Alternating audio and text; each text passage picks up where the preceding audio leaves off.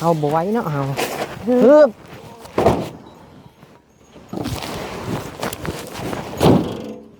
เอาหลุดย่อมห้ามผู้เดียวนี่หนึ่งสองสามเนื้อหามมาหนึ่งสองสามโอเคแจ๋วปั๊บหมักชีวิต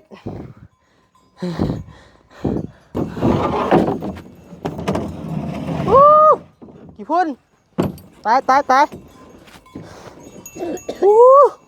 พี่น้องเอ้ย ดีได้สั่งเอ้ย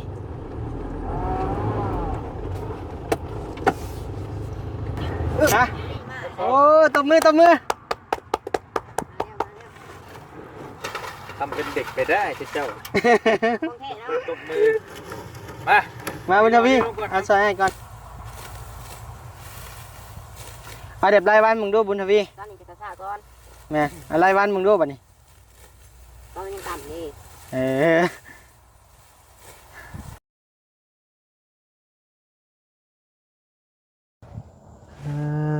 ตัวพี่น้องเลยเนาะเปิดคลิปเปิดภาพมาบัดนี้เนาะมาเปิดอยู่ที่กับน้องบุญทวี2 คนพี่น้องเลยเนาะเปิดอยู่กลางทุ่งไร่ทุ่งนาเด้อพี่น้องเด้อเนาะมื้อนี้เนาะทางพี่น้องก็สิแปลกหูแปลกตาเนี่ยจักเล็กจักน้อยนะพี่น้องเนาะเอาเข้าเรื่องเข้าตอนกันเลยพี่น้องเลยเนาะมื้อนี้กับบ่าวนิวเดินทางมากับน้องบุญทวีเนาะพี่น้องเนาะ2 คนพี่น้องเอ้ย2 หนุ่ม2กกพี่น้องเอ้ยเนาะกับน้องทรายบ่าวนิวเองพี่น้องเอ้ยเนาะน้องบุญทวีพี่น้องเอ้ยเดินทางมามื้อนี้กับบ่มีหยังพี่น้องเอ้ยเนาะมาเฮ็ดตัวที่มันค้างคาแหละพี่น้องเนาะมื้อวานนี้บ่าวนิวกับน้องบุญทวีมาคนเอาปูนนะพี่น้องเนาะแต่ว่าคนไปบ่หมดพี่น้องเอ้ยเนาะมื้อนี้ก็เลยมาสานต่ออีกเทื่อนึงพี่น้องเอ้ยมาสานต่อมันแล้วมันเสร็จมันสิ้นพี่น้องเอ้ยยังเหลือ6 สอบเนาะต้องไปคนมันหมดแหละพี่น้องเอ้ยเนาะเพื่อสิได้เฮ็ดห้องน้ำห้องในพี่น้องเอ้ยทั้งงบกับบาลีนะพี่น้องเนาะห้องน้ำห้องในก็ได้จังได๋ก็ฝากพ่อแม่พี่น้องติดตามชมไปนำกันเด้อพี่น้องเอ้ยเนาะเคสน้องบุญทวีสายผ้าเฮาพี่น้องเอ้ยเนาะก็เป็นเคสหนึ่งที่ว่าน่าสงสารอยู่ลำพัง2 ไอ้น้องพี่น้องเอ้ยเนาะบ่นิวก็มาช่วยดันนั่นนี่ช่วยกันพี่น้องเอ้ยเนาะบ่มีหยังช่วยก็มาช่วยเหือช่วยแห้งนี่แหละบ่นิวก็ได้เนาะรักรถไทยอย่าเพิ่นดอก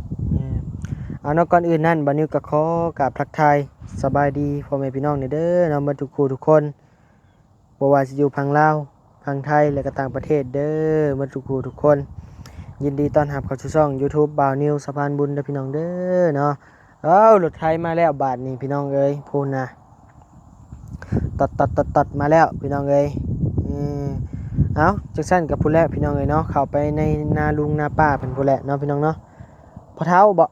นาพ่อเฒ่าเนาะพ่อเฒ่ากับบ่แม่นพ่อเฒ่าแม่เฒ่าสายเลือดพี่น้องเอ้ยพ่อเฒ่าในบ้านในเมืองที่เพิ่นหักแพงน้องบุญทวีเพิ่นพี่น้องเอ้ยเนาะมาฝากเครื่องปักคลองน้ำพี่น้องเอ้ยเนาะไปพี่น้องเอ้ยเนาะว่าหลายก็อยากกันห่างพี่น้องเอ้ยเข้าไปเบิ่งอยู่ในพุ่นละเนาะพี่น้องเนาะคนคือเก่าคือเดิมพี่น้องเอ้ยเนาะโดยปะพี่น้องเนาะฮอดแล้วพี่น้องเอ้ยเนาะกำลังไขประตูประต่างพี่น้องเอ้ยประตูบ้านนอกเฮาก็เป็นนั่นนี่แหละพี่น้องเอ้ยเนาะเป็นประตูไม้ไฟปิดเอาพี่น้องเอ้ยประตูหัวประตูนั่นนี่เนาะชึบไปบ้านนี้ไปบ้านนี้พี่น้องเอ้ยเดี๋ยวถ้าเขาให้ฐานะเพิ่นได้เดี๋ยวจับเองก่อนก็ได้ชึบคอยเข้าพี่น้องเอ้ยคนทางก็สีแคบๆหน่อยนึงเนาะชึบ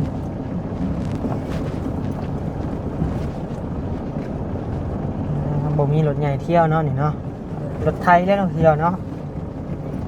รถได้ซานไปเที่ยวไหนเข้ามาได้นี่บ่โดยเที่ยวเพิ่นอยู่ไหน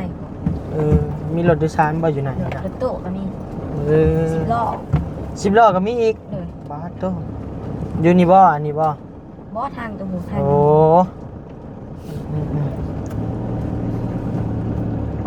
นี่แหละพี่น้องเอ้ยฮอดแล้วเนาะงัวละตั้งหลายดีนี่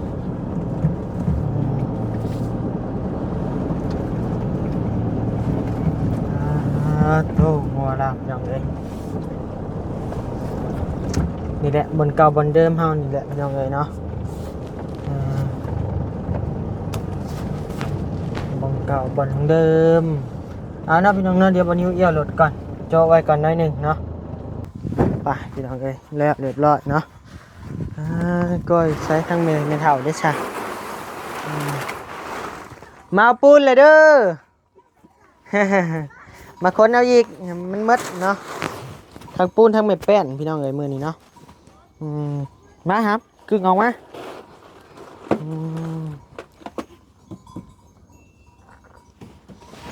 เป็นอะไรนะแข็งบ่กึ่งออกมาแล้วยามันตักอันตัวบุกแข็งทางเต่ามือ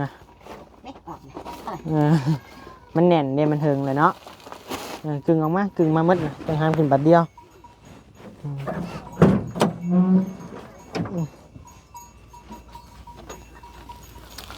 ฮึบฮึบอีกบันหนึ่งครับ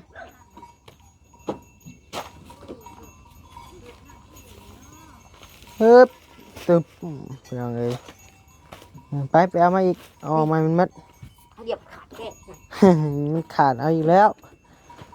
มูกัดเด็ก นูกัดบ่อย่ามัน มูไง เอามารถกึ่งมารถทีนังเลย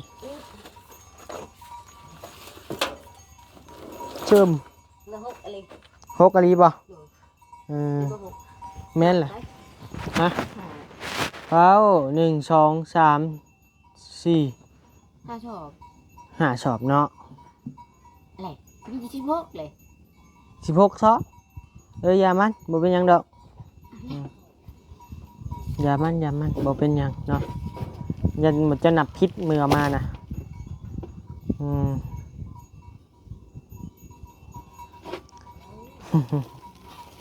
นักเติบเลยพี่น้องเลยไม่เป็นเรื่องง่ายเลยปูนนี่ก็ได้50 โลเนาะ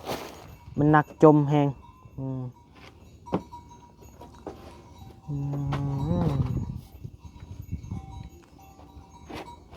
ทงไห้ทงหน้าพี่น้องเลยเนาะเสียงควายสิงงัวก้องแกง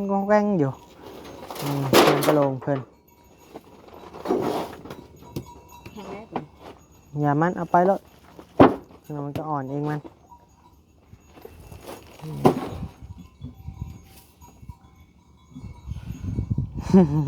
เมื่อยบ่ นักบอตี้แล้วเนาะมันนักพี่น้องเลยให้น้องเพิ่นกึ่งออกมาเดี๋ยวบอนิวจังซีหามขึ้นรถพี่น้องเลย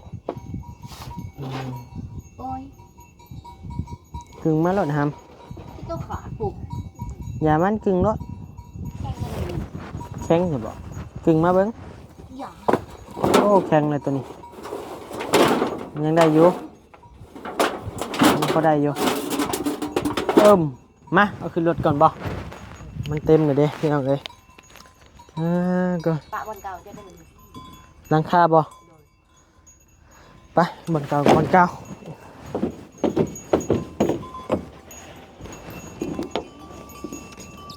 ตกลงนี่พอแห้งอีกแล้วเนาะพี่น้องเนาะ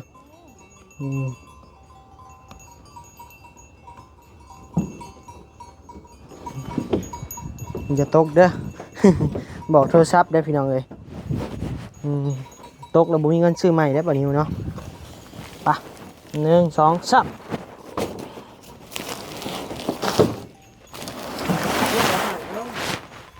ลงน้ำกันนี่แหละ ว่าจะสั่งโยมเดียวป้าทุไรเฉย เอาบ่ไว้เนาะเอาฮึบ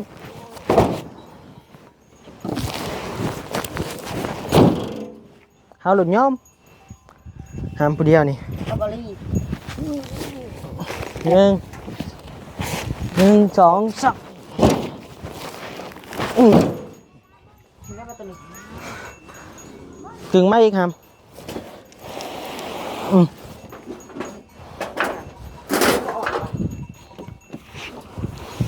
มา ทางเก่าจะวันนี้เขาโมมัน โบลิ่งบ่มาจ้ะ มัน เอ้ามาแต่หึงหาแต่เห่ากันบ่นี่ใช่นี่บุญทวีอ้ายบ่ขึ้นเลยกึ่งมาหำพี่น้องเอ้ย ต่ำดิต่ำก็ง่ายสุดกึกเลย บ่ ติดเลยวันนี้ บ่ขึ้นบ่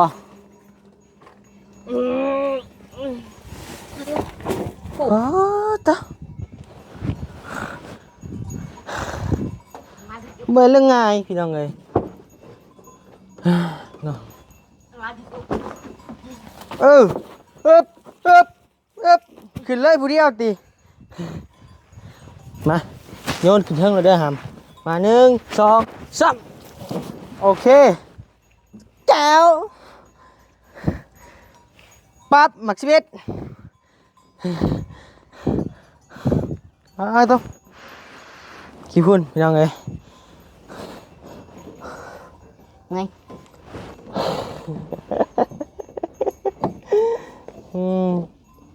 มาตีแล้วเนาะปะ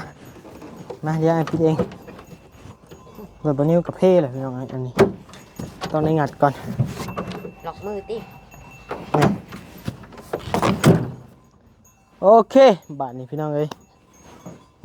เสร็จสิ้นภารกิจพี่น้องเอ้ยเหลือแต่คนลงเนาะบาทนี้ก็ไปพี่น้องเอ้ยอึ๊บโตเมื่อเด้อเมเด้อบาทนี้เด้อขอบมกขอบใจหลายๆโดย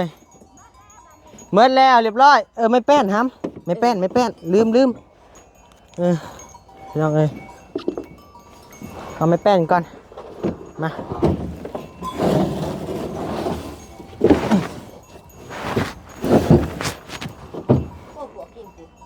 อย่ามันเอาแต่ไม่แป้นเลยเฮา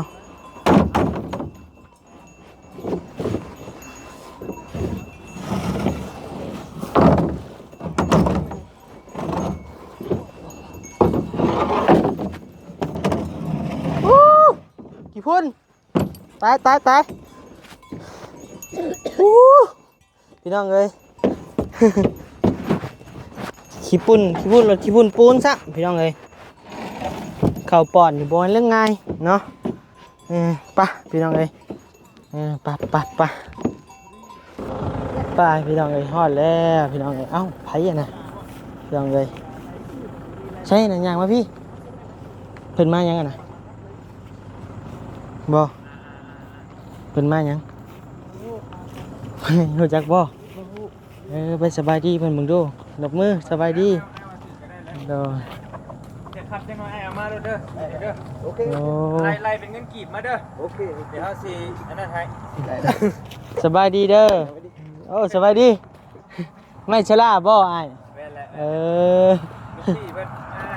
โดยมาเบิ่ง อืมโดยไปไหนเอาปูนลงไหนบัดนี้ไหนเออ ไปต่อให้สั่งจับ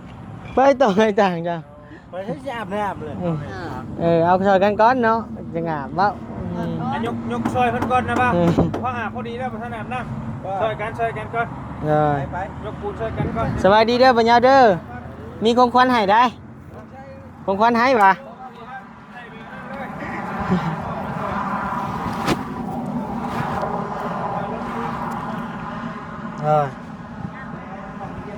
ไปเลยไปบาทนี่พี่น้องไงเนาะถอยรถขึ้นก่อนปึ๊บดีได้สั่งเลย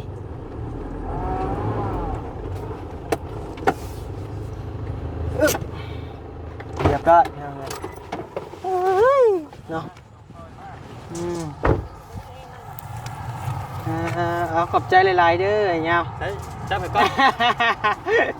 ใช่ดิ รี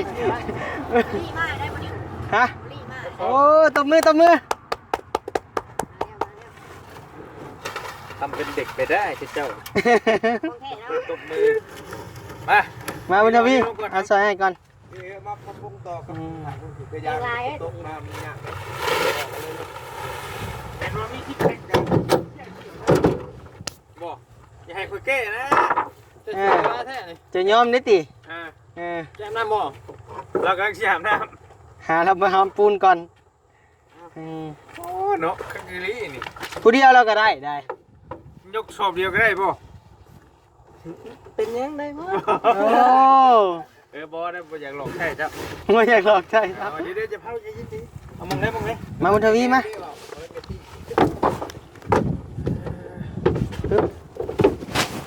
ใช่นี่หัวได้ตัวนี้ ที่เรา ตาย เก้เด้อ จะยอมค่อยติ อย่างนั้นแหละ ชาร์จเลย พูดเลย ชาร์จเด้อนี่ หนูกัดค่อยๆครับ น้ำรถเจ้าชิพี่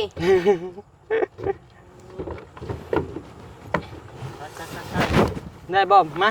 ใส่บุญทวี ปิดเด้อเอาเด้อมันก็บ่ได้บ่ได้นะ เมื่อใด บ่ทันนี่บัดนี้ มา ได้บ่ ดีเดบอลีเอ้ยเฮ้ยโอ้เสียงออกเสียงแห้งก็ออกแห้งบ่ โอเคดูเลย เฮ้ยแล้วเรียบร้อยบัดนี้พี่น้องเอ้ย ปิดไฟสอบเนาะ โดย เกือบตูนนึงพอดี 16สอบได้ อ รวมหมด ท่าก็ท่าสวัสดี โด เด้ ย อ ฮะโจให้เนี่ย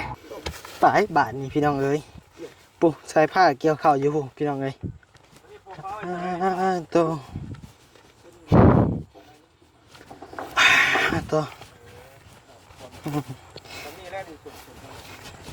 อวยไปอวยมากับเกี่ยวข้าวแหละพี่น้องเอ้ยเนาะมืดมื้อถ้าบ่เฮ็ดมันกาบ่แล้วพี่น้องเอ้ยให้นี่ก็แล้วน้องๆเป็นพากันเฮ็ดเนาะพี่น้องเนาะกับไอรีพากันซอยกันแล้วเรียบร้อยพี่น้องเอ้ยลงให้ไม้บัดนี่มาให้ไม้แล้วบัดนี้พี่น้องเอ้ย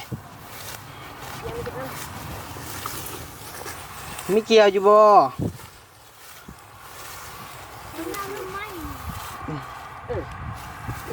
มาเมียกับแม่พี่มาสบายดีเด้อน้องสายฟ้าโดยใช่เ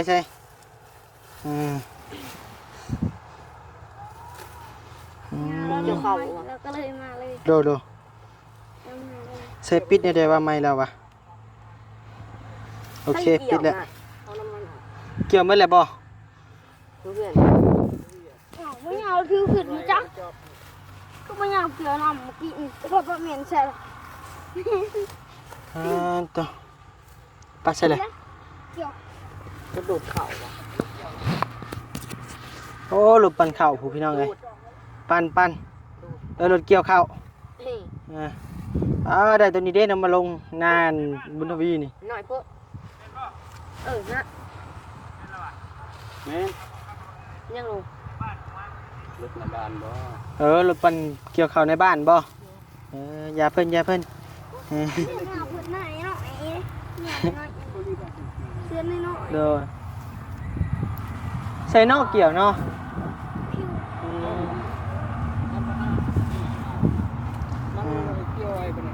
เด้อ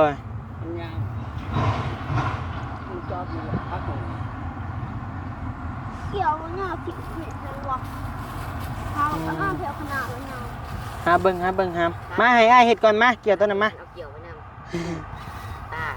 ไม่เอาบะเหม็นใช่หรอ ไปหาเด้อหามเด้อมาบุญทวีลงมือเฮ็ดใช้เอาเด็ดมันรับจ้างหำเมาเบิ่งดูบุญทวีเด็ดหำเมาหั่นนะไวๆได้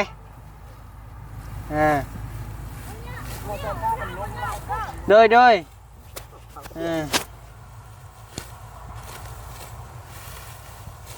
เอาเด็ดรายวันมึงดูบุญทวี ตอนนี้จะซาก่อน แม่เอารายวันมึงดูบัดนี้ ตอนนี้ต่ำนี่ จะไว้จนเกาะมือ เกี่ยวข่าวซ้ำเนาะครับอันนี้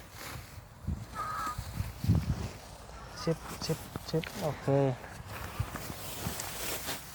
เกี่ยวเขาเกี่ยวก่อน โดย ส่บัดนี้หับเมาบ่ตัวนี้ หับเมาแล้วไว้ได้เกี่ยวเห็ดเกี่ยวแล้วเด้รายวันเลยซ่าลองเลย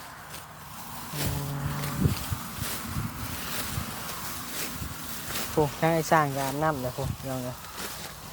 ใส่ว้าวหนาวเราอะหนาวแห้งแฉวถ้าจะเห็นเราอาบน้ำบ่ที่ก็ได้เนาะตั้งแต่มานี่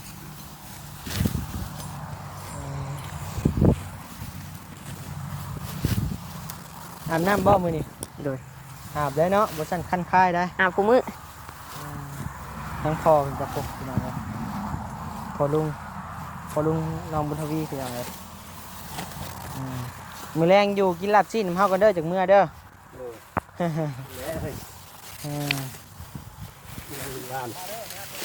มาข่าวร้ายอยู่บ่บุญทวี ว่ะเขาพอสร้างมาป่าวะทำพอสร้าง เซฟ้ามาเข้าเลยบ่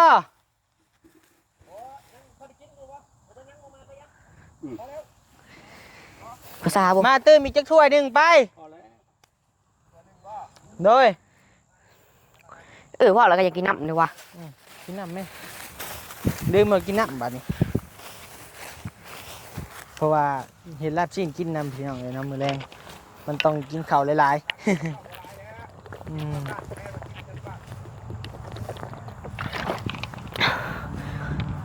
เห็ดลาบซีนกินลาบซีน โดย อันนี้แซ่บเลยมือน่ะมาเงาในมือน่ะ โดยมื้อนี้บะนิ้วเห็ดมื้อนี้ เลยเจ้าเห็ดป่ะจะเห็ดบ่มานิว โดยให้แล้วสิเห็ดมื้อนี้จะแซ่บบ่แซ่บบ่ฮู้ได้ โดยมือน่ะบ่เงาได้มือน่ะ โดย มาเงากับเจ้าตีมือน่ะมือบ่วะ เอาเนาะพี่น้องเนาะบะนิ้วก็สิไปหาเห็ด